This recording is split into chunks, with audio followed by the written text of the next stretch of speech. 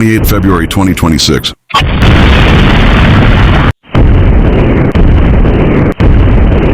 ये वो तारीख थी जब यूनाइटेड स्टेट्स, इजराइल और ईरान के बीच जंग शुरू हुई।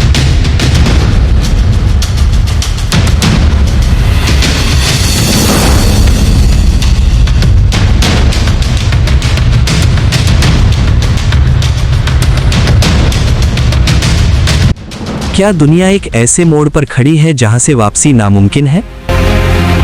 Reported that the United States is preparing to send additional forces to the Middle East as the war with Iran enters its third week. Thousands of US Marines are expected to be sent, though it's not yet clear how they would be deployed. लेकिन ये जंग सिर्फ bombs और missiles तक महदूद नहीं रही। मार्च 2025 तक दुनिया को तवानाई और खुराक की फराहमी के एक बड़े आलमी बहरान शॉक का सामना है, जो 28 फरवरी 2026 को अमेरिका के बाद पैदा हुआ है। अगरचे आलमी ज़खायर अभी मुकम्मल तौर पर ख़त्म नहीं हुए, लेकिन इस तनाज़ा ने सप्लाई में शदीद तातुल और कीमतों में रिकॉर्ड तोड़ इजाफे का बास बना है।